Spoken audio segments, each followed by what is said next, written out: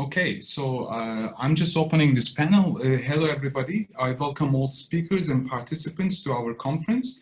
I am Çetin Çelik. I'm from the Department of Sociology at Koç University. I'm also affiliated with Koç University Migration Research Center, Mirakoç. First, before starting, I would like to thank specifically Ellen and Joanna for organizing this wonderful and timely conference. And this panel in this conference is entitled Inclusive Education, Ways and Means of Countering Discrimination in Education with the Help of Civil Society Organizations.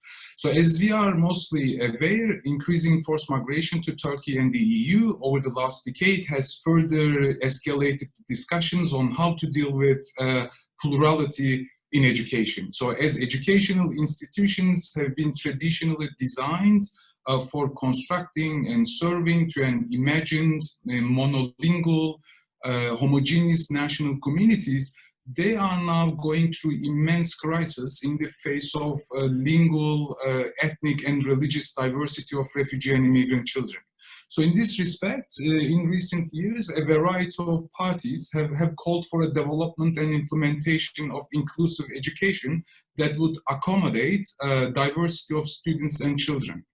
So in this panel, that's why we seek to discuss inclusive approaches, projects, and strategies that aim to enable equal participation in the educational context. So by this, we will also focus on the role of non-governmental initiatives, educational initiatives, in addressing exclusionary dynamics in the education systems, as well as challenges arising because of the COVID-19. So to discuss and evaluate these issues from various perspectives, this panel brings together 4 speakers and a discussant. So let me just briefly introduce them to you. Meçit Gomolla is from Helmut Schmidt University in Hamburg. Our second speaker, Özge Sönmez, is from Yuva Derneği, Yuva Association in Istanbul. Our third speaker is Marina Liakis from Zatar NGO in Athens. And our fourth speaker, Saman Hamdi, is from Georg August University in Göttingen. So we also have a discussant in this panel, dear Burcu Meltem Arık from Education Reform Initiative in Istanbul. So I will pass on to the presentations, but just before that, I would like to inform our participants that they can send their questions via chat box during the presentations without waiting for the Q&A, question and answer session. So I will collect the questions and address them to our panelists later on. Okay, so without further delay, I want to introduce you our first speaker in more detail. Meçit Gomolla, as I said, is from Helmut Schmidt University. She works and extensively publishes on educational inequality, racism, and institutional discrimination within the state school system. And today, the title of her presentation is Transformations of Educational Institutions Towards Social Justice, Tensions between New Governance and Inclusion. Thank you very much, Meçit, for joining. The floor is yours.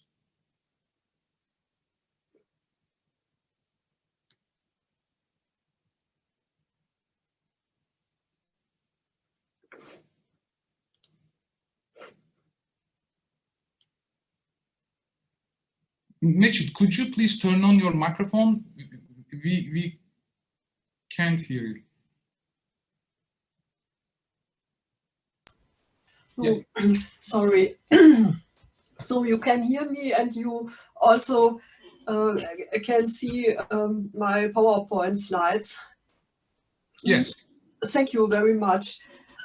Yeah, thank you, Çetin, for introducing me, and I also wish to thank Ellen and Johanna very much for their invitation to this interesting conference.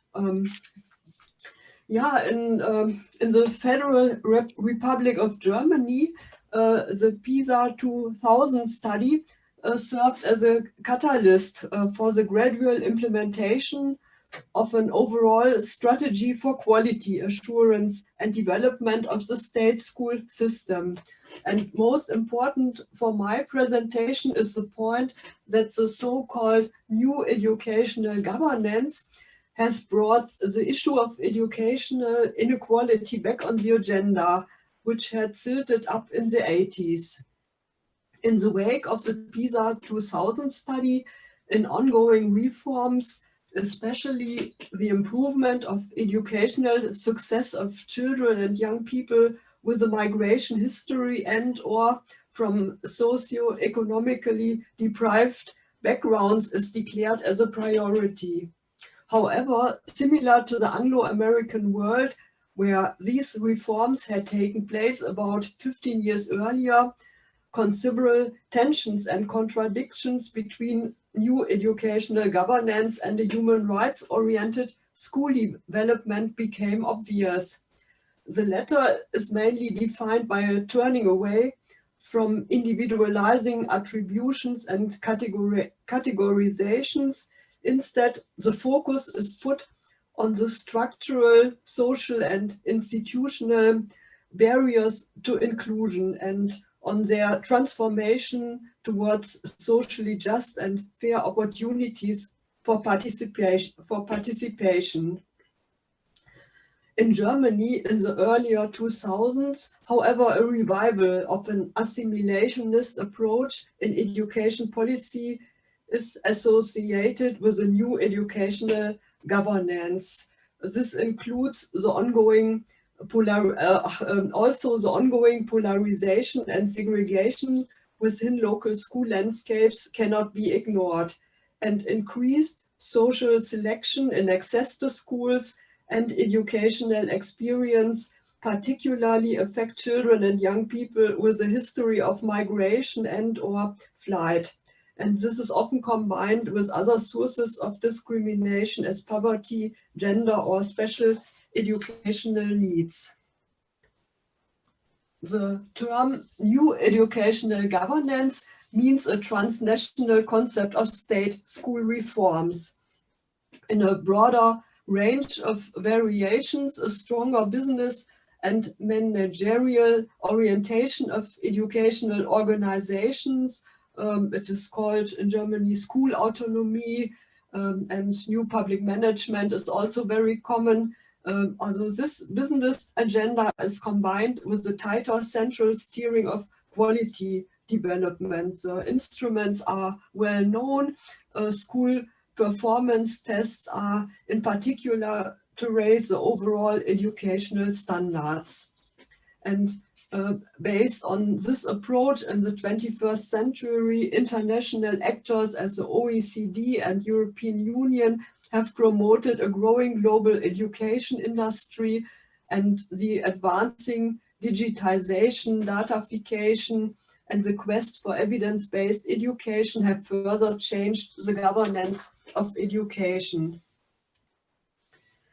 In an ideal, typically abstraction, I also denote the heterogeneous theories, concepts, instruments, and practices which are associated with new educational governance as school effectiveness approach. This is somewhat simplifying, but essential is that school effectiveness functions at the same time on several levels as scientific approach, policy making, and a specific set of practices and instruments in institution. And these ideas are not new, they have a long history in different countries. But as Louise Morley and Nas Rasool point out with regard to the British context more than 20 years ago, the school effectiveness movement can be regarded as a crystallization and reconfiguration of a range of belief systems, policy interventions, and ideologies that have floated through education since at least the 1960s. As a bricolage or patchwork deriving from different ideologies, pressures, and logics, school effectiveness has reclassified and reformulated ideas, concerns, panics, and prejudices around education. In my presentation, I wish to examine the relations between the new educational governance and the opportunities for inclusive schooling and a human rights understanding within the school reforms in Germany in a more close stance. Focusing on the educational requirements of post-migration society, the following questions will be asked. How are aspects of inclusion, social justice, and democracy incorporated, conceptualized or reconceptualized, distorted or excluded within the new educational governance as a new type of school reform in Germany? And what consequences does this have for the professional actions of teachers and schools, as well as for access to and experience of education by students and parents? To make visible continuities and changes of school reforms with regard to migration, a diachronic analysis of school reform discourse in the FRG from 1945 to nowadays is combined with a detailed synchronic reconstruction of institutionalized knowledge on migration and schooling since the year 2000.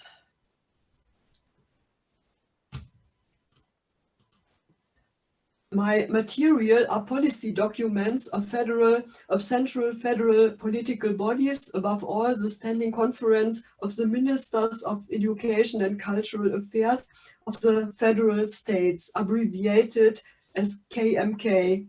And these documents were published from 1945 to 2020 in the thematic context of education and migration. Additionally, key integration policy documents were included in which education had become more and more relevant since the year 2000.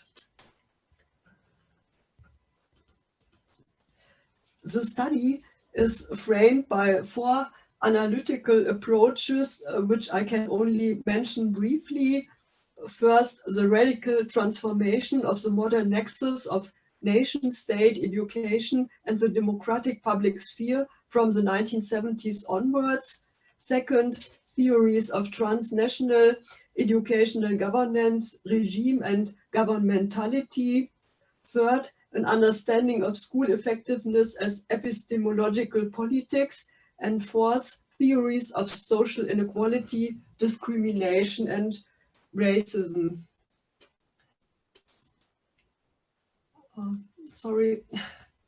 So my thesis now is as follows. Though issues of inclusion are prominent in education policies since 2000 in Germany, opportunities to address discrimination in daily school life have been rather narrowed.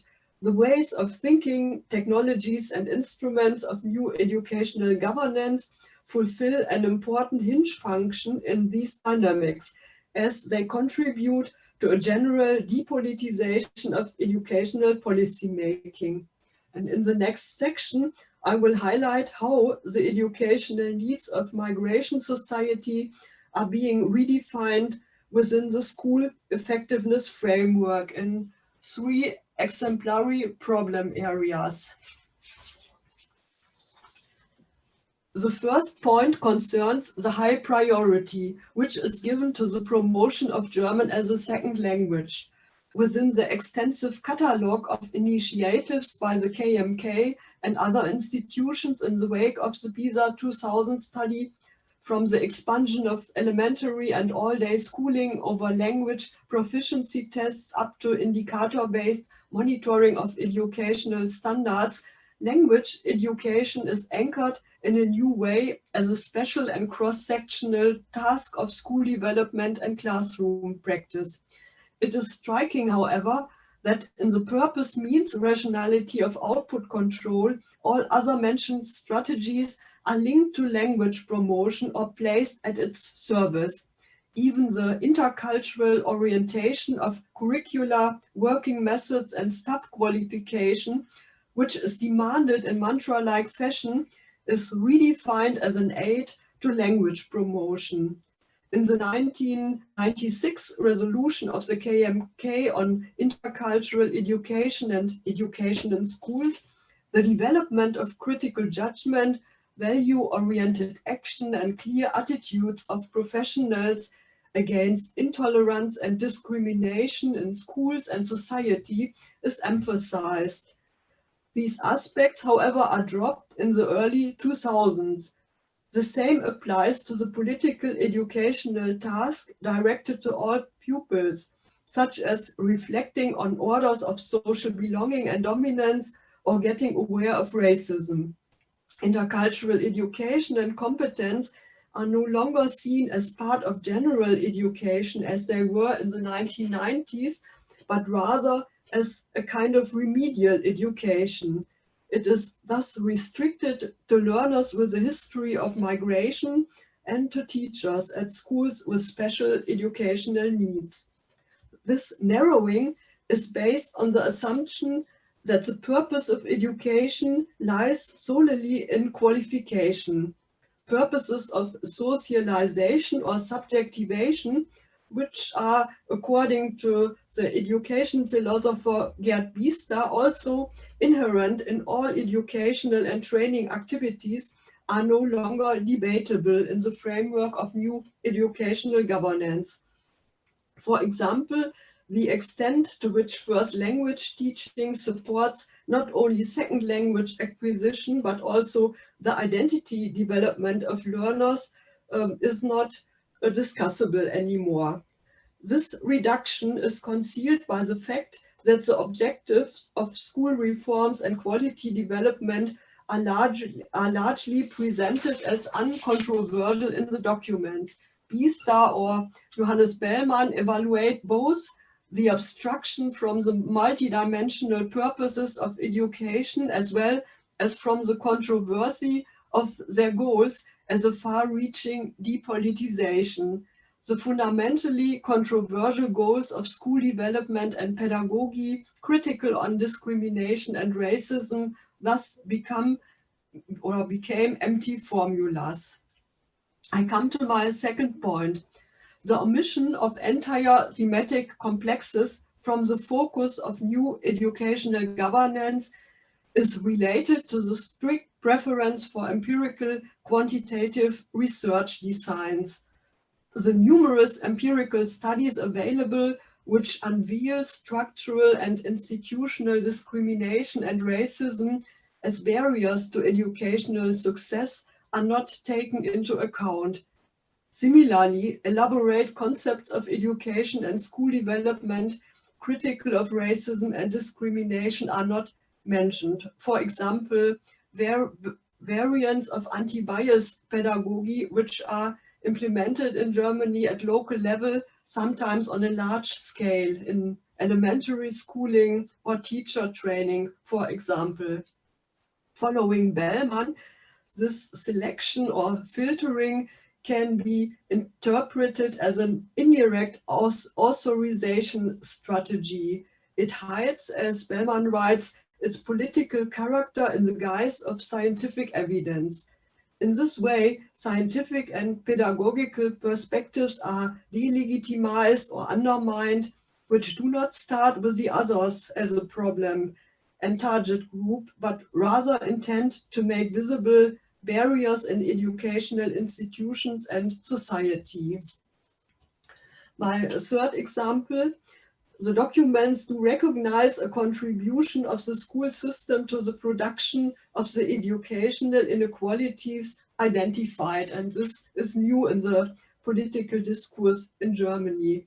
However, the epistemological and empirical models of school effectiveness research have the effect that the causes are primarily attributed to the abilities of the students, especially their German language skills and their family background. The school is merely constructed as a black box, while the degree of social, cultural, and economic integration of the families is also conceived as a determinant of school success.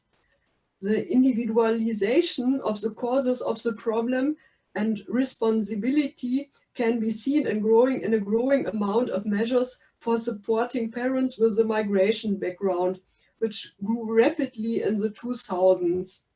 These range from information, qualification, counseling, and language support for parents to compulsory integration courses for new parents from third countries. Here too, the main focus is on language learning. Parents are to be given sustainable help to develop a stronger interest in education and school, and to actively accompany the children's educational career.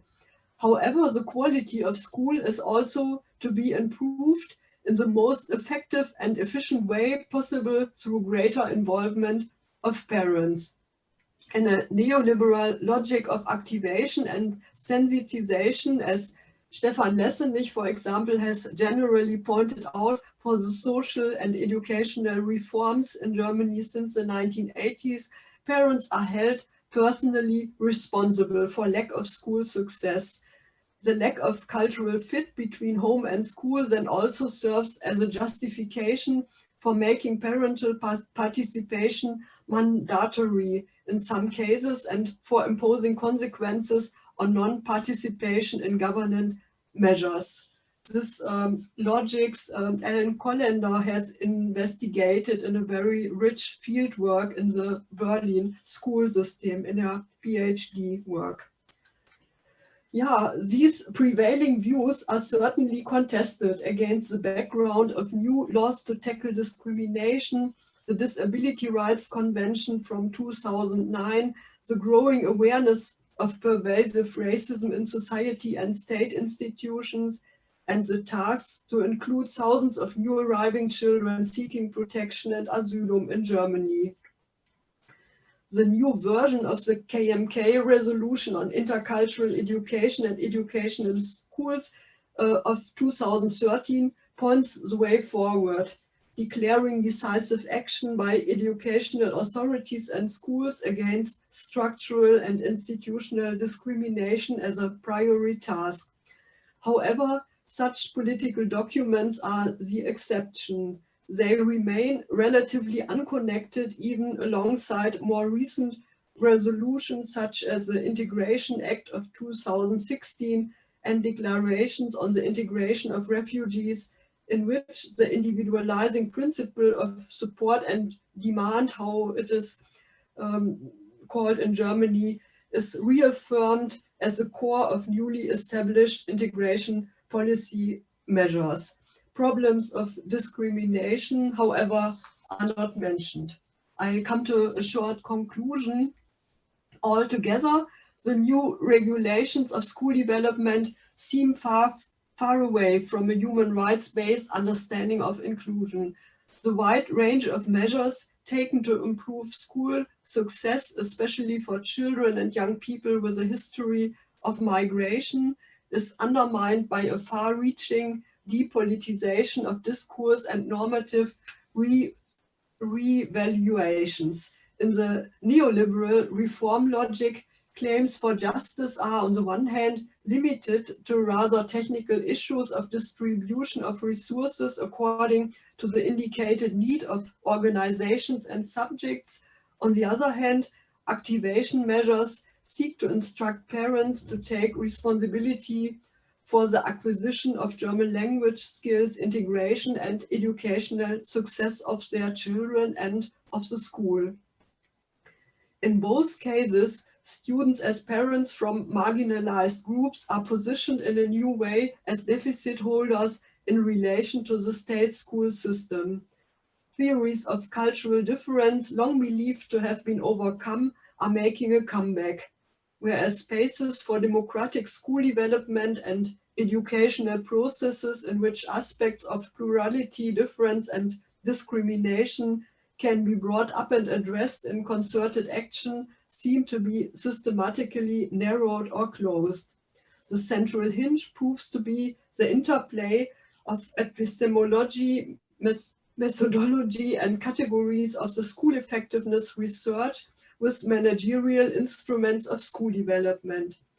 Ironically, in Germany, the new educational governance seems to contribute to the perpetuation of ethnically coded boundaries at a time when the decades-long anti-pluralist narrowing of the integration discourse, as Heiner Bielefeld has called it, has potentially been broken up by legal reforms. But the case of Germany also discloses some opposed tendencies associated with human rights discourse and new legislation to combat discrimination. in order to set discrimination in its complex and often subtle manifestations on the agenda, in which, as I have shown, forms of depolitization also play a significant role. Recent philosophical theories offer important insights which conceives the political as a dimension of justice. Nancy Fraser's model of democratic justice seems to me particularly instructive. Fraser conceives economic redistribution, cultural recognition, and political representation as three intertwined dimensions of democratic justice. Following Fraser, the constitution of the framework or stage on which struggles for redistribution and recognition are fought, who has a voice on this, and how claims can be raised and decided are to be negotiated democratically as a genuine dimension of justice. We have just 1 minute, Neşet. Yeah, I'm nearly finished. This conception of justice opens up references to Hannah Arendt's understanding of politics and the political, which also emphasizes the constitution of spaces in which different people can act as equals. To my opinion, a main task for inclusive schooling and educational research based on Fraser and Arendt is to open up epistemologically, politically, institutionally, and pedagogically spaces in which plurality becomes a basic condition for action. Arendt calls this acting in between. Such an in-between as a political space is formed when experiences of injustice and discrimination can be articulated, put into discourse, and translated into a common concern precisely where they were previously not perceived. To work in such a direction, teachers and other professionals need an understanding of educational organizations as politically and culturally structured institutional and social spaces in which learning and educational opportunities are opened and closed in many ways. What is decisive is, contrary to the promises of effectiveness, the establishment of professional cultures dealing with justice as a regulative idea, an ideal that can neither be achieved in its entirety nor in a linear way, but which sets the direction of a permanent struggle and effort with conflicts, mistakes, and setbacks. As a renowned American educational researcher, Jeannie Oakes and her colleagues write, socially just education considers the values and politics that pervade education as well as the more technical issues of teaching and organizing schools. It asks critical questions about how conventional thinking and practice came to be and who in society benefits from them or not. Thank you very much for your attention.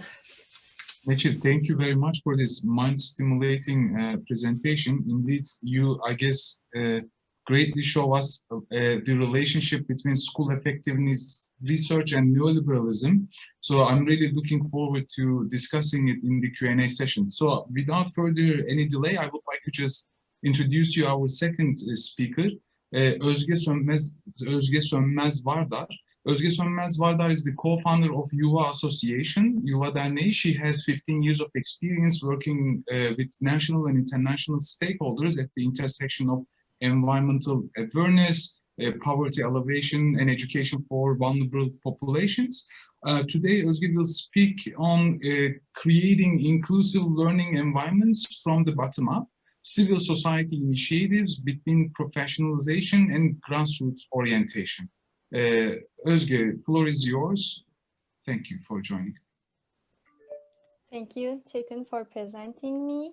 I also would like to thank Ellen and Joanna for the invitation. Let me share my screen first. Yes. I will try to share the experience of a national NGO operating in Turkey, YUVA, working with refugees on inclusive education. And of course, in addition to the experiences, the strategy and challenges NGOs are facing in Turkey while working on the field with different actors.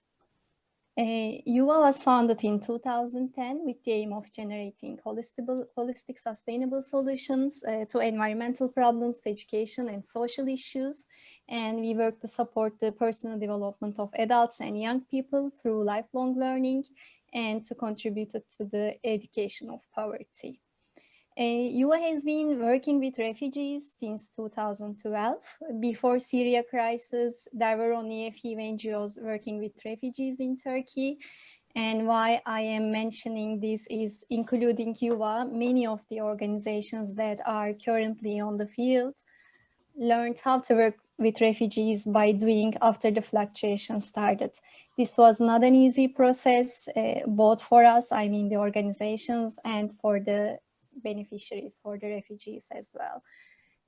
Currently, we believe everyone has right to lifelong education and learning, and currently our beneficiaries are both the refugee population and the host community members in Turkey.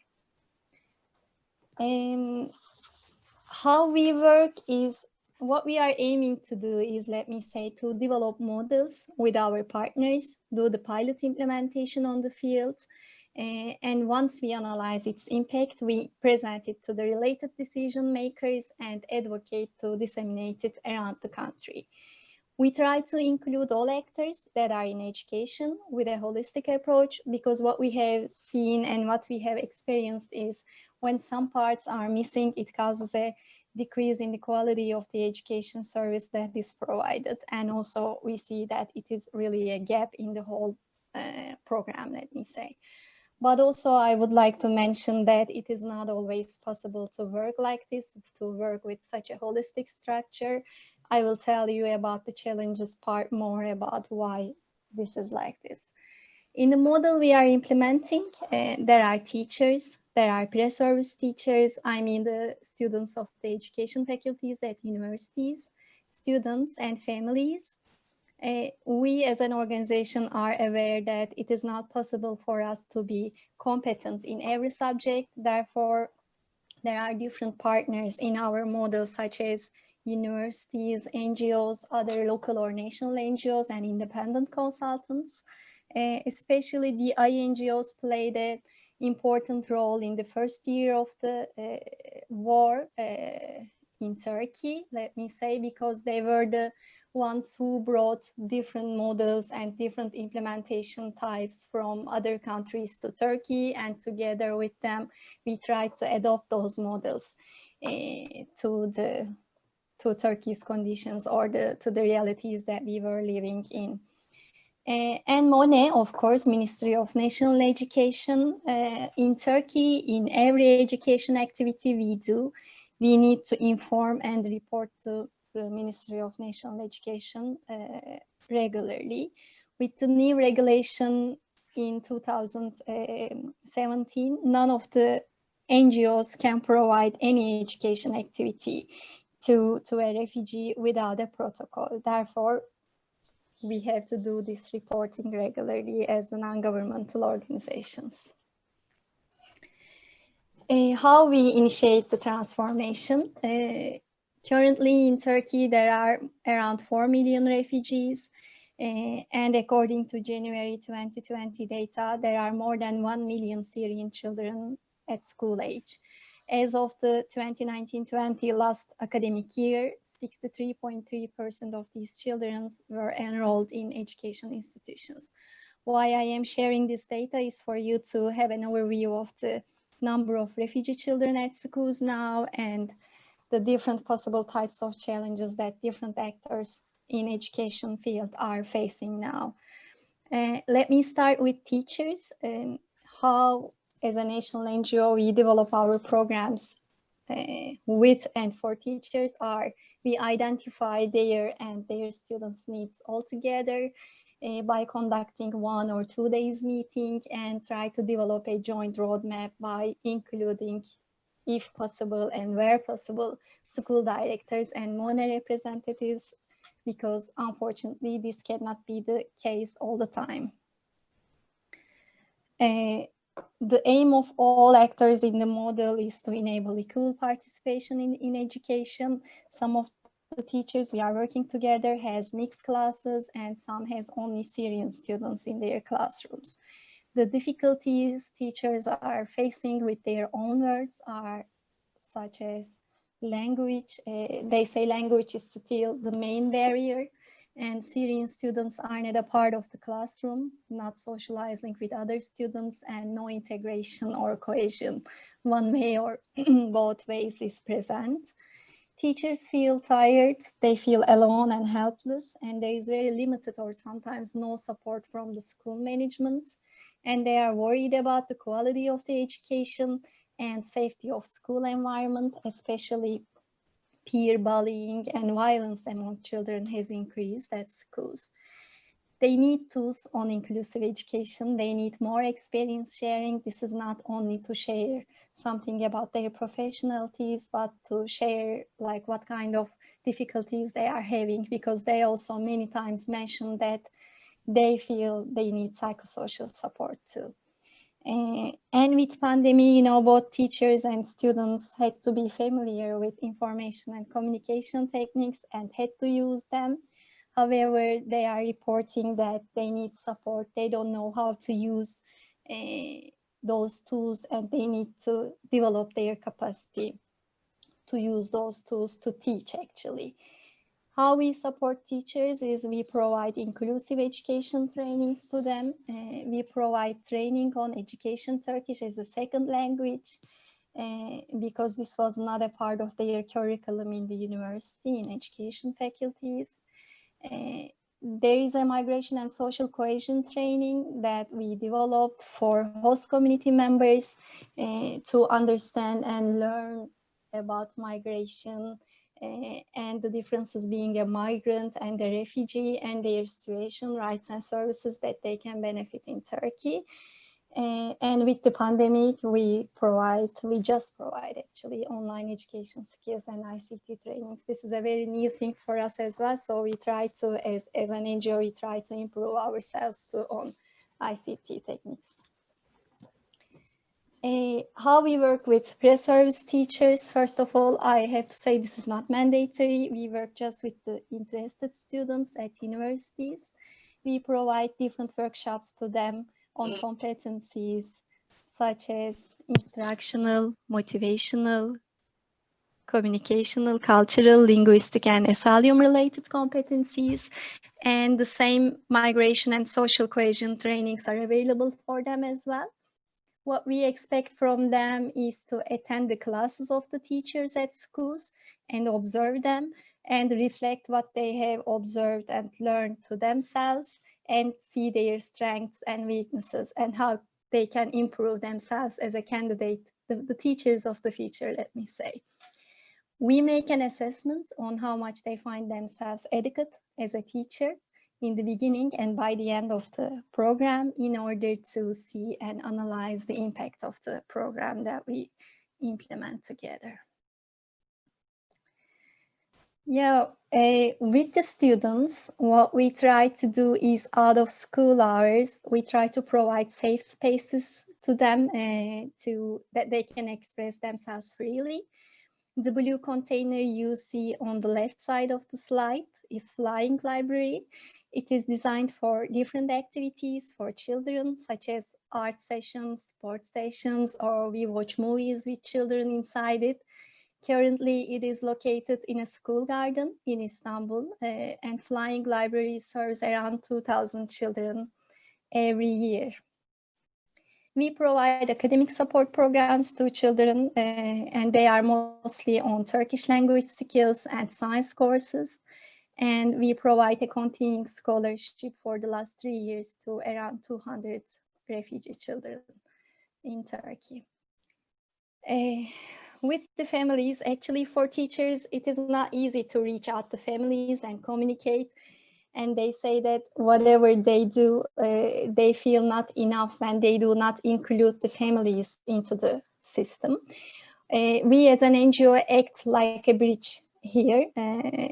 We usually start with working with their children, and once the trust between the families and us is built, usually the mothers, especially the women, comes to us and attends our sessions, which are such as informative sessions on different themes, social gatherings. Of course, this was before the pandemic. We no longer provide this service, and migration and social cohesion trainings, again for host community families whose children are at the same classroom with Syrian students. Yeah, the challenges, it is never as good or as simple, or let me say as easy as I am presenting now while implementing it on the field, especially if you are a non-profit and a non-governmental organization. And the first one is the authorization, being authorized by the ministry. The protocols that are provided by the ministry are usually 1-year protocols, and this duration is really very short for education services. We have to renew it every year, and once there's a gap, it means that you need to stop your program, wait till you renew your protocol, and then restart it. The quality of the services and standard curriculums is another one, because they were all developed for host community members. We need to adapt them to the refugee community, again with the permission of MONE. Another one is the roles and responsibilities of NGOs. This is very vague and it changes. It can change anytime. We suddenly can find ourselves not allowed to provide the service that we were providing yesterday with any regulation announced. Another one is the coordination and communication. Lack of coordination, unfortunately, it's been the 10th year, almost the 10th year now, and there is still lack of coordination and communication among NGOs providing same or similar education services. We conduct regular meetings, but most of them are regional meetings, and we still sometimes find ourselves duplicating the same services in the same areas. Another challenge is contribute to social peace, not to division in the society, and spread the right message to the refugee and host community, since there is a large number of host community members, vulnerable host community members in Turkey. It's a very fragile issue, let me say. So we need to be sure that with every service we provide and every message we are spreading, we are contributing to the social peace. Lastly, it is finance, short-term funds that the NGOs can reach. For instance, a 6-month fund really is not very feasible for us to, develop a program and implement it. Therefore, we need more long-term funds, especially to work on education. And the livelihood needs of beneficiaries, like when people have difficulty to access food or do not have any income, education is not a priority for them. Families sometimes find themselves forced to work their children instead of going to school. Thank you for listening to me. This is the end of my presentation, and I'll be ready for the questions. Thank you very much, Özge, for your wonderful presentation. I would like to now introduce our last speaker in this panel, Saman Hamdi. Saman is a b-boy dancer. I'm really curious about b-boy part. I'm familiar with breakdance, rap, but not really b-boy type dance. He's a hip-hop scholar and activist. Saman teaches breakdance to refugee and German kids and organizes campaigns against deportation. In addition to that, he's also pursuing an academic career. He's currently writing his PhD on hip-hop culture's potential for social and educational projects, as well as collective action. And simultaneously, he's teaching courses at Potsdam University on hip-hop and social justice and social movements and critical pedagogy. So today, the title of his talk, Break Borders, Fostering Inclusion with the Subversive Potential of Arts Education, with question mark. So floor is yours, Tom. Yeah, thank you, Chetin. And also thank you to Joanna and Ellen. Can everybody hear me okay? Can you give me a small hand? Yeah, okay, good. So I'll just share my screen. But before we get into the presentation, which is called Breaking Borders, I changed the title a little bit to match more what I'm going to talk about. So it's now Breaking Borders, how hip-hop culture can or cannot enable a more inclusive education through the example of refugee breaking projects. And in hip-hop culture, we have a saying that goes, in hip-hop, you cannot observe a hop, but you got to hop up and do it. So I'm already standing because I have a standing desk, but since we're during the whole lockdown situation and COVID and so, we're sitting too much. So I would like you to just maybe stand up or do it sitting, whatever. Just a really short exercise. So raise your hands like this. And then we're going to do one very simple move. And it's you put your right hand down first. Second step is you put your elbow up. Then you put your shoulder up. Then you put your chest out. Then you put your other shoulder up. Then you put this elbow out. Then you put this hand down. Then you put the hand up. And that's, you've just learned your first breaking move. It's a wave. So if you do it more quickly, it goes boom, boom. So yeah, great, awesome. Thanks for doing that. So now we can get more into the background part. Yeah, so that maybe is the most simple move you can learn in breaking. And good job. I saw it from Özge and from Marina, so nice. Today I'll be talking about, first of all, I'll introduce myself. Chetin did this already, but just some of the background, how this activism came about. And then I'll talk about the genesis story of the breaking refugee activism that we do. And then I'll talk about the more schizophrenic sides of the activism against deportation and for so-called integration. Schizophrenic, I don't mean like the actual mental illness, but more like the metaphorical sense of inner contradictions. And then I'll talk about the conclusions and insights. So I was born in Germany. My father was a Kurd from Iraq. You see him here. And I was politicized very much through my father because he came to Germany. He was in the resistance in Iraq, the Kurdish resistance against Saddam. And he came to Germany for medical treatment because he was tortured in prison. And when he arrived here, he found out that all his comrades back in Iraq were being assassinated by the government. So he applied for political asylum here and was granted political asylum, and then fought here for migrant rights and like refugee rights and stuff like that. So that's a big input for me. He also had mental illnesses, and that was like a difficult situation. And at the same time, I found out through my family story about global inequality. So for example, when in the late 80s in Halabja, there was this campaign of ethnic cleansing of Saddam against Kurdish populations. Germany sold gas, like chemical weapons, to the Iraqi government to kill Kurds. And of course, not to kill Kurds, but they just sold them and they used them to kill Kurds. And I lost 2 aunts and one cousin. And my grandmother, when I met her, she was completely burned from the attack and so. So that way I understood how this is connected, like things that happen here in Germany to reasons for other people to migrate and to flee their home country and so. And even today, this is going on. Germany is selling weapons to the NATO partners who use them against Kurds at the moment also. And that complicates also the situation here. So I think we have to have an internationalist peace movement overall.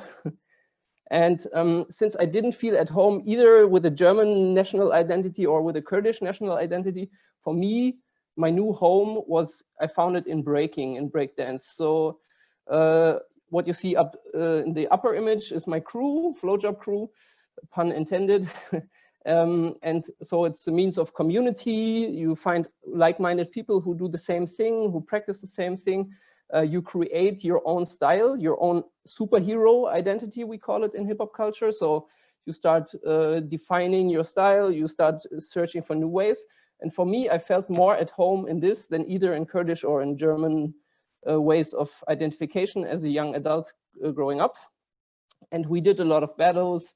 We won some championships, German championship, whatever. But in the end, we realized that this isn't really like where we want to go or take it. And with my friends from my group, we reflected on that, what hip hop and breaking gave us, and especially what it gave me, struggling with all the stuff that I was going through as a young adult.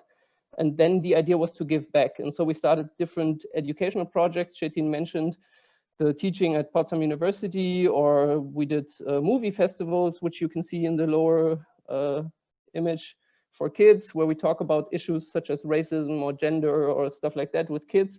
We do a lot of workshops with kids at school, anti-racist, feminist workshops, critical of social inequality.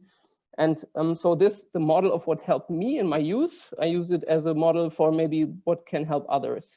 And the reflection at the time, so now we get to the specific case, how the breaking activism started. And so the genesis story, what I was doing when I was doing my bachelor's, I was accompanying refugees and migrants to offices and to do like bureaucracy support in Magdeburg in the east of Germany.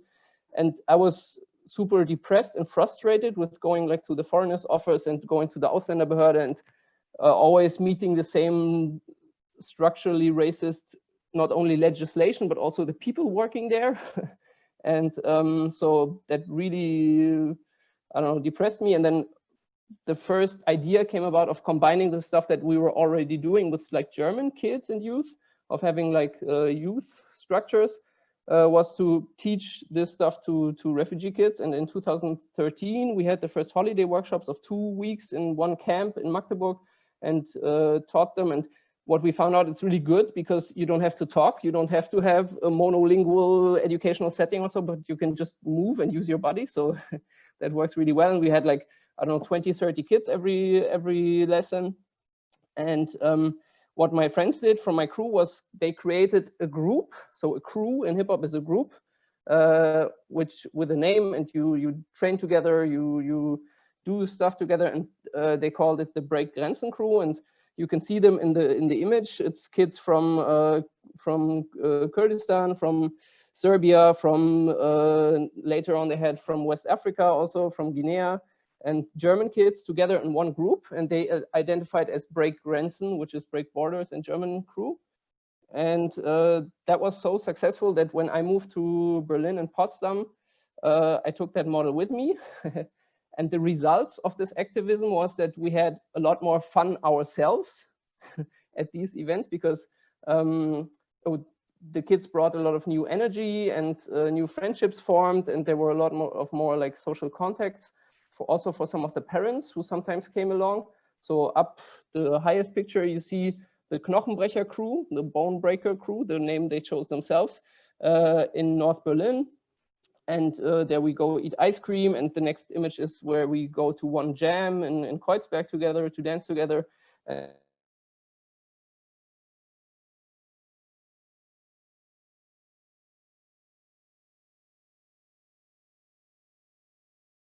And the kids started getting better and started winning battles and stuff like that. And yeah, so that was like the positive side. But as with Marina, there was also, can you guys still hear me okay? It says that my internet connection is stable. Okay, good. Yeah. So, but as with Marina, there were also problems. So now we get to the more complicated schizophrenic sides of this activism. So on the one hand, the state hands out these integration awards and financially supports the integration of these people. And at the same time, the state deports our students and their families. And so, for example, the guy on the right is Halil. He was like our co-teacher. We worked with one camp in North Berlin in Reinickendorf, and when I told him, Halil, tomorrow we're going to a battle, 9 o'clock, I meet you guys outside. He got like the 15 other kids that were training with us, he got them all together, and 9 o'clock they were outside. And the night before, he told everybody, yo guys, we got to train, we got to prepare, blah, blah, blah. And he was really like the heart and soul of the group. And just out of nothing, out of nowhere, he didn't want to tell us that they were threatened to be deported. They were gone. the whole family, and that was a huge shock, not only for us, but also like traumatizing a lot of the kids who had formed friendships for 1.5 years in the camp. And then also Vaso in the blue shirt, light blue shirt, he was deported. And for the kids, that's a constant threat of deportation. Also, a lot of other families were threatened, and that's like, you're supposed to integrate, but at the same time, everybody is afraid of like being deported. So that's kind of schizophrenic. And what I would like to show you a video, and I've tried before of sharing the video, but it didn't work. So I will just send you a link in the chat, and maybe you can all click on the link. And then you can watch it. It's a video of Halil and of the group after Halil was deported, who did like a dedication towards him. So I just stop this now, I guess. And it's a video like, so the first part is Halil, and the second part is the rest of the group dedicating a show to Halil. Just click on the Vimeo. Oops, sorry, I just sent it to Marina. I don't know why. Whoop. So now just click on the link. It's just 1 minute long, 1 minute 20 seconds. So you can just see what this is about. It's like 2 years ago this happened. And now some of the kids are better skill-wise, but it's not about the skills. Yeah, so yeah, check it out. And give me maybe a hand sign once you're done viewing.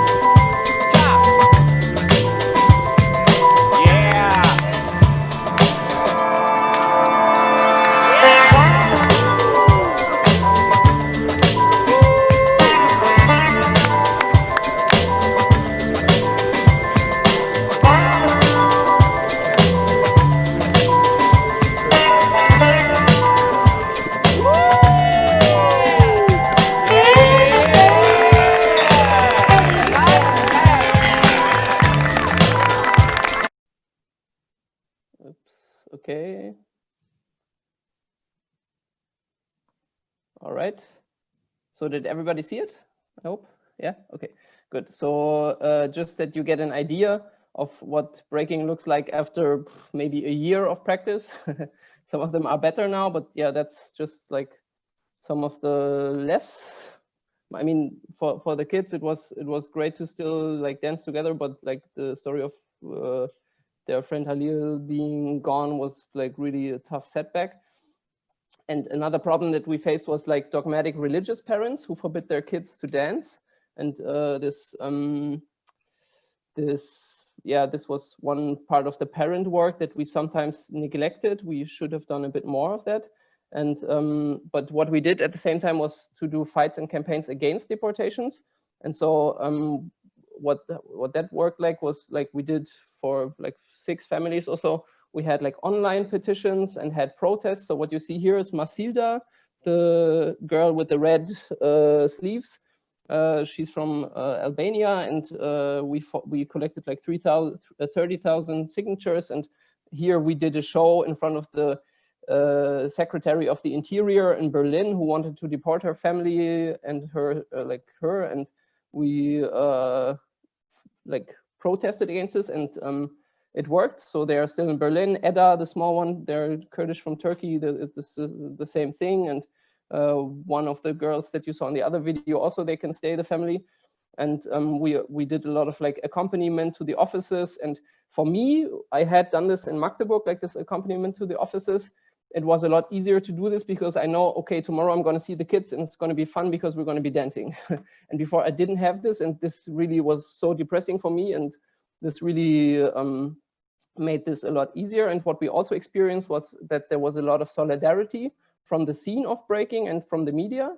And there was an interest from the media, not necessarily solidarity, but if you see as the othering, what the refugee, the bad wave of refugee, the whatever, how media wrongly depicts migrants, if you have young dancing girls or kids, the media cannot play this game of othering, and it's like kind of tricking this whole media game a little bit, which is stupid, but at the same time it works, so why not use it? And then what we also did, like we joined a few like anti-racist protests such as Unteilbar or Migrantifa in Berlin with the kids, so that they would experience like protests and social movements and would feel more empowered and educated, that also migrants can stand up for their rights. And they saw like a lot of migrants on these demonstrations, and so that was good. Yeah, so now I get to my conclusion and the insights. I think that like connecting culture and youth education makes activism more fun and media campaigns easier. That's like really clearly the difference from before and after we used like hip hop or breaking.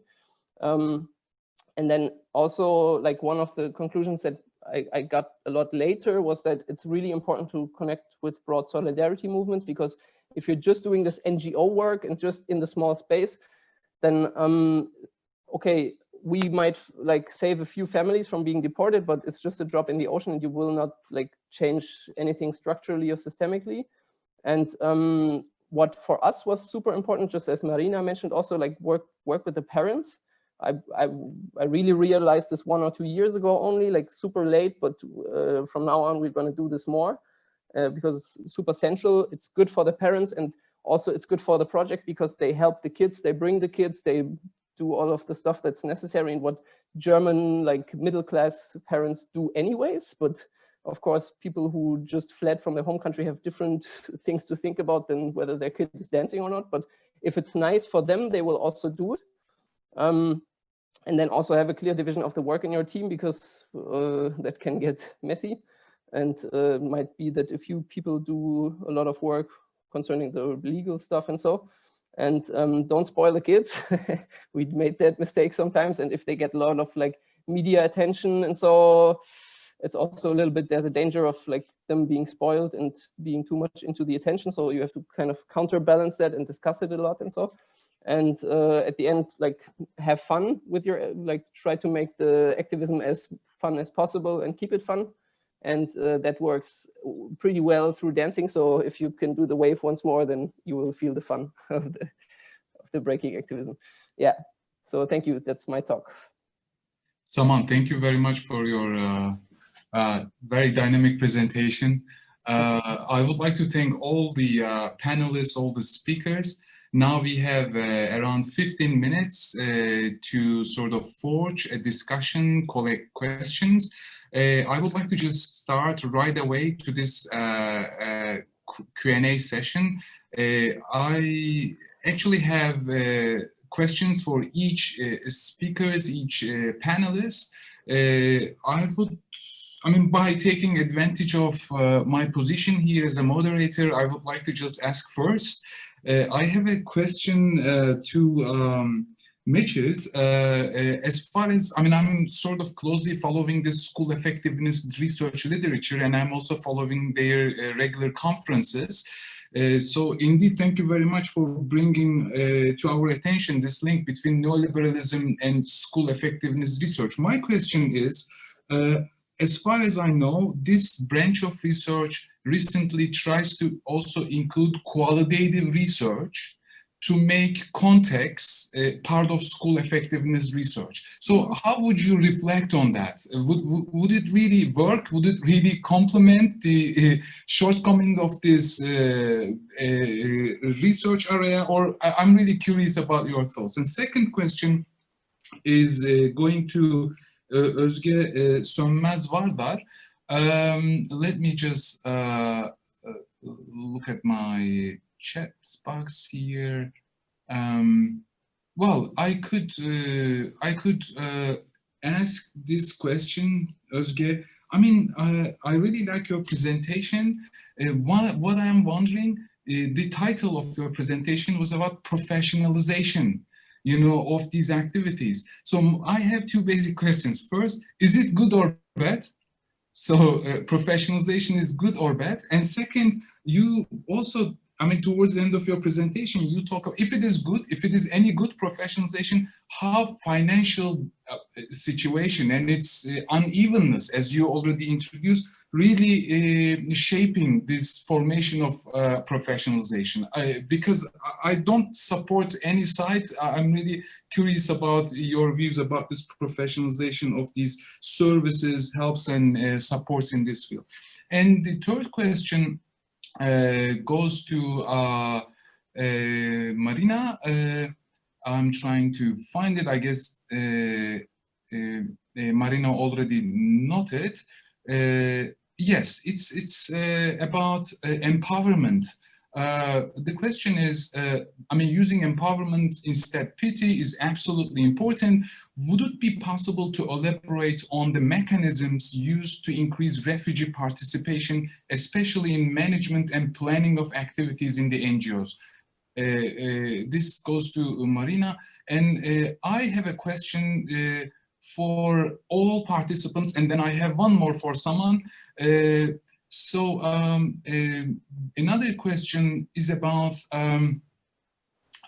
well, let me just read out. Unfortunately, many people and even teachers think that refugees must go back to where they came from. So this is a general sort of saying, discourse. But there is a great saying to understand that we are all one. You are fruits of one tree and the leaves of one branch. Do NGOs, now I'm coming to question, do NGOs you have mentioned in your presentations have any trainings or educational programs to make teachers understand this truth, or are the trainings generally about how to teach efficiently in migrants including classes? So you already responded somehow, but I'm really also curious about this part, and I would like to hear more. And I have one more for someone.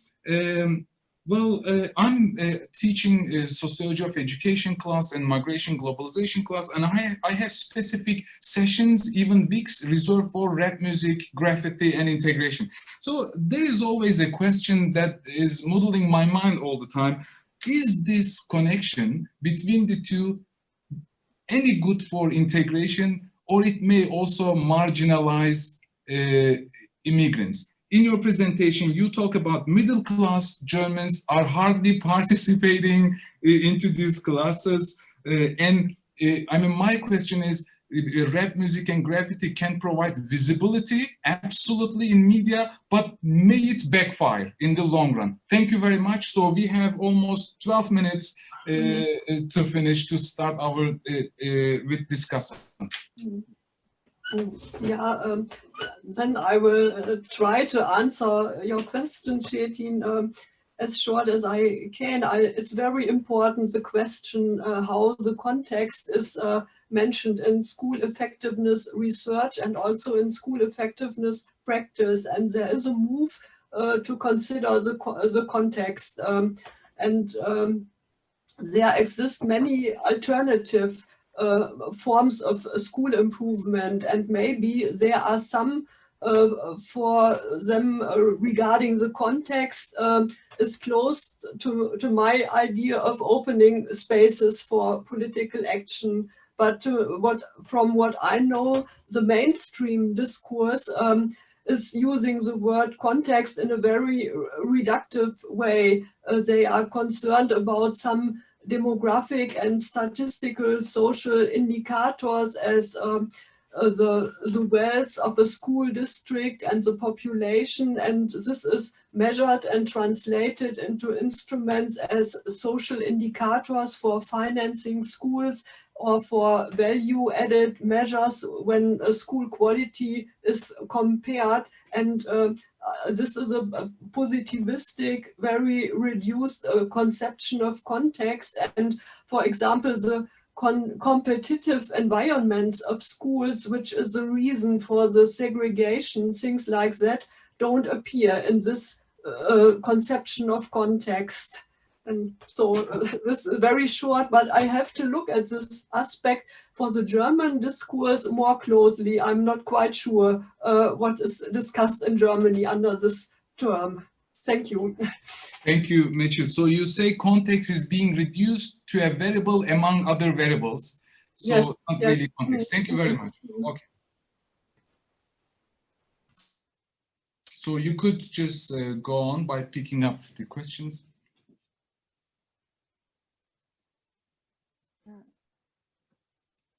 Marina, if you want, you could, yeah, just. Yes.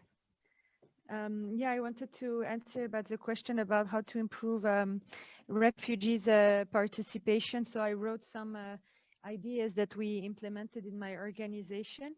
The first thing is, because we are a smaller organization, I think what helped a lot is that all the people that are coming to our organizations, they know all the staff members, and they call each other by the first name. So for instance, when they come or if they have any issue, we even had some people who would come to the day center, sometimes not because they have a class, but because they just want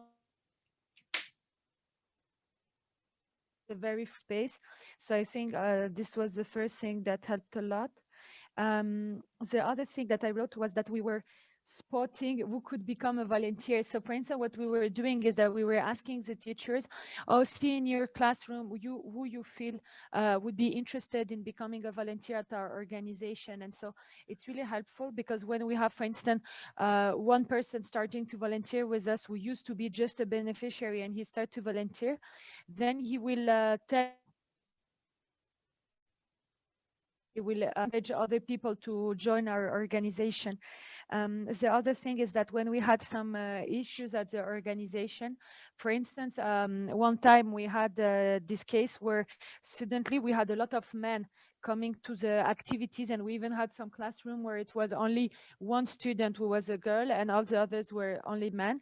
So for instance, we had a focus group for all the female students to ask them, do they feel comfortable? How do they feel about this? Is it changing the dynamic? Do they have an issue or not at all? So every time there is an issue, we always involve the beneficiaries to come and talk to us. The other, if they, when we ask them for their feedback, we really implement what they're requesting. So for instance, when we started the training for tailoring, it was not my idea. I started asking people at the day center, oh, we want to do some more vocational training. What do you think could be helpful for you? And it's several people who suggested tailoring, because it's something that is very popular for people that are from Iran or from Afghanistan, for instance, or also for some people from Syria. So when they see that really they give the feedback and we really implement what they're suggesting, or if we don't, at least we explain why, I think also it's helpful. And the other thing that also I mentioned in my presentation is a group to remain very diverse, is that we're really addressing any behavior or comment that is racist, sexist, or homophobic. Because it was really an issue that we saw in Greece, and I'm sure it's the same elsewhere, is that, for instance, there was a lot of stereotypes or even racist behavior toward refugees who were Black, because there was this idea that, oh, why are they coming? They are not real refugees or whatever. Sometimes also being surprised about some of the culture of, for instance, people coming from Congo, because we have a lot of Congolese as well. So since we really address immediately if someone makes a comment or has an inappropriate behavior, I think it makes also space, and the Orange House or Day Center, it's really their space, and they can participate and be part of it. Marina, thank you very much. Just could you please also very, very briefly, like 10 seconds, reply whether your activities also include any training or any program for LGBTQ people, just to let you. Yes. Okay. Yes, I will say it very briefly. So just here we go to other organizations and we train the humanitarian workers on how to work with LGBT beneficiaries and how to include them. And Okay. website of my want to know more. That's it. Okay. Yeah. Thank you very much. I was just I got message that we need to finish 5:45, so we have only 1 minute for Özge and someone to reply the questions addressed to you. Sorry. Yes. Okay, I'll try to be very fast. Thank you, Samuel. Your question was, is if professionalization is good or bad. To me, it is good in a way because it shows the quality of the services that we are providing as NGOs. But the question comes to my mind while thinking about is what is the definition of a professionalism for an NGO? Because, for instance, we as UA define ourselves as a learning organization. So, and never call ourselves as a professional. And it is very important for us to be and stay open to learn new things, because as shared in my presentation, for instance, in the first years of the fluctuation from Syria, the majority of the NGOs in Turkey did not know how to work with refugees. If we define ourselves as professionals in education, then I think today things would be very different than it is now.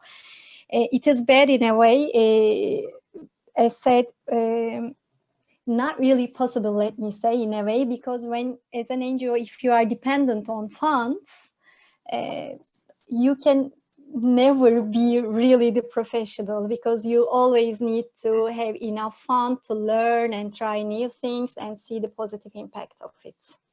Thank you very much, Özge. Saman, you have 1 minute and 2 difficult questions. Yeah, okay. I'll try. Yeah, thanks for your question, Chetin. And this marginalization issue, it might be an issue in breaking in Germany. There's a lot of middle class and even upper class kids participating also. So they meet there, it's more of a meeting ground. The thing is that the middle and upper class kids are supported by their parents in doing it, and usually the lower class kids are not. So they are driven everywhere and whatnot. I think you really have to look at each case to assess like the marginalization danger, because if you're rapping and then you're using like a lot of slang words or like I don't know, bad words, then that might be the case. If you want to have like a public campaign afterwards with dancing, that's maybe not so much the case. But graffiti also has this vandalism thing attached to it, but it always depends on the way you frame it, I think, and on the content of the actual art that the people are doing. So I would be very happy to hear what you do in your seminars also. Maybe we can exchange. And for the other question, LGBTIQ, in my university seminars, I just show some queer rappers, some music videos, and then we discuss it also with the kids in schools. With our refugee kids, I didn't do this because I saw the danger too much, because they were very religious parents, that I would scare off some of the kids. Again, you have to weigh this. And but we talked about that we think everybody should love whomever they want to love, and so we talked like that with the kids. And yeah, disadvantages and advantages against other kind of active grassroots activism. I think if you use the cultural thing that you practice with anything, like if there's a way of using culture, that like use it, no matter whether it's hip hop or it's theater. Theater might be more inclusive even, and I don't know, just I don't think it's better than anything else. Also, it just it's the stuff that I do, so I use this. Okay, Saman, thank you very much indeed. Now I would like to just pass on to our discussant. And I would like to thank for this mind-stimulating discussion once again. I want to introduce Burcu Meltem Arık from Education Reform Initiative from ERG or ERG. ERG is an independent, not-for-profit think tank that aims to contribute to systematic transformation in education since 2007. So at ERG, Burcu conducted education projects that cover critical thinking, teacher policies, and good practices. She's also teaching classes on ecological literacy and sustainability and biomimicry at Bilgi University. Burcu, floor is yours. You have around 8 minutes. Thank you very much. Oh my God, super challenging. Thank you, Chetin. Thank you, all the friends who shared their experiences with us, and Ellen and Joanna. I would try to be very quick, really, but your presentations were thought-provoking, so I will do my best, really. But you all shared sound inspiring cases, and which we clearly see that actually a world where only one world fits should no longer be the case. And NGOs are polyphonic voices for multidimensional, multicultural understanding of inclusion. That was very critical. As John Law has called the one world world, which means a world that has granted itself the right to assimilate all other worlds, and by presenting itself as exclusive, cancel possibilities for what lies beyond its limits. So, particularly as someone mentioned, we should break the borders, really, and there is no border in a multicultural dimension. It is really critical NGO's role. I would like to ask some questions for further thinking to what you already shared, like, you know, to be able to think multidisciplinary and multi-species as we can consider ourselves in the Anthropocene era. In a world where we also talk about not only social crisis, education crisis, but climate crisis, which is very linked to the social issues as well. As I come to Metchild's wonderful presentation, she reminded me of Isabel Stenger's on the uncommons. While we are actually producing inclusive education methods or inclusiveness, actually, we came to think that interest in common, we should be all placed in a common area. But interest in common, actually, when we talk about this, which are not the same interests. So is it possible actually to call this as the making of uncommons? Not only mentioning the common values, but also uncommon values as a value itself as well. The negotiated coming together of heterogeneous world and their practices as they strive for what makes each of them be what they are, which is also not without others. This is also critical. And I would also include actually her wonderful social justice questions. Can we think also climate justice questions when we consider all this as well? One critical thinking that she, from her study is that, which reminds us that there is one type, universal student, universal teacher, universal curriculum approach. This is very problematic, and we should really, when we think about our inclusion studies, particularly in the education field, we should not forget that we may also fall into this pitfall of universal student, universalism approach that actually can be a problem for multiculturalism. Özge, I have been following your work for a long time, so inspirational. Thank you for all your suggestions. There are several questions that raised, not, for further thinking. One is that we all consider working with teachers, and you also mentioned that working not only for teachers and with teachers is critical. I find it very valuable, and actually there are many examples that teachers establish networks themselves, where they collaborate between each other, where they learn each other, where they lead what is needed and what is the solution. It could be good really to look into that area, to learn from them as well. That is really, really very important. Yeah. One question again, that is the pitfall of, as you mentioned very clearly, that one-year protocols, when it is over, what happens? That you are building, you are actually putting a lot of effort to give trust, to build trust, and there are actually gaps if there is a, when there is this protocol that is terminated, etc. Are there any other methods to continue with the trust that were built without having any gap? That is critical. And one other critical thing that you mentioned, which is very important, I would like to hear you more on how to solve lack of coordination and communication between NGOs. We are not talking about collective impact. When we are actually thinking about our work, we would like other participants to help to support our aims, but can there be any other way to focus on, for example, in this refugee or inclusive education issue, not only think our aims, but to think us all, and so that we can do a kind of collective impact by implementing our actions? We also be, supporting some other actions of our colleagues, let's say. Wow, I'm super fast, sorry. For my understanding. So I would like us to think more about Okay, coming there.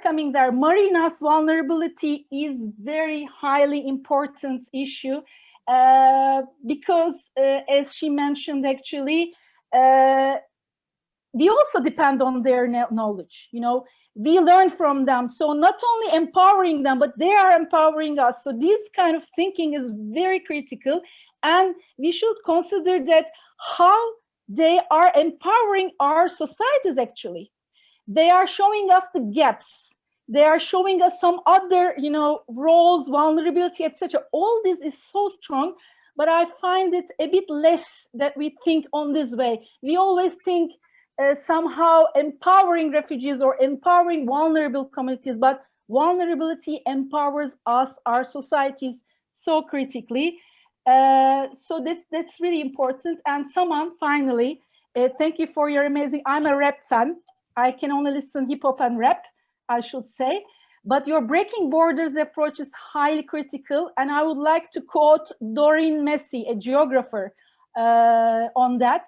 The world is increasingly dominated by movement of people, images, information. And I would like us to think like her, how within all these movement and intermixing can we retain any sense of local place and its particularity. We are talking about inclusion, cohesion. There is a longing for coherence, but this longing for coherence can be part of what has given rise to defensive and reactionary responses. Certain forms of nationalism, sentimentalized recovering of sanitized heritages, and outright antagonism to newcomers and outsiders, actually. So thank you very much for opening a space for us all to discuss. One critical friend note for your speech. I know your intention very well, but I have to share this as well. I would like, actually, you use schizophrenic metaphor. I know your intentions, but that could strengthen a kind of stereotype as well for schizophrenic people. Maybe we could think our language, our way of thinking in a more inclusive way as well. But overall, I'm so thankful, grateful for all your efforts, so inspirational. And thank you for opening a space for me to discuss all this with you. Burcu, thank you very much for your great contribution, critical reflection, and also provocative questions. Thank you very much indeed. I am just looking at my notes. I would like to once again thank all panelists, our discussant, and participants with their questions, of course, for this panel. I would like to just remind you that after this panel, a sort of slide will emerge. There you could find some email addresses and websites if you would like to subscribe to get some news from us. I would also like to say that this is not the final panel of the day. So 4 p.m. German time, 5 p.m. Greek time, and 6 p.m. Turkish time, there is another panel starting, which is entitled Addressing Educational Inequalities and Building Solidarities Across EU and Turkey Borders. Once again, I thank the panelists, the discussant, and participants, and I'm closing this panel. Yeah. Also, thank you to all of you from me. Bye-bye.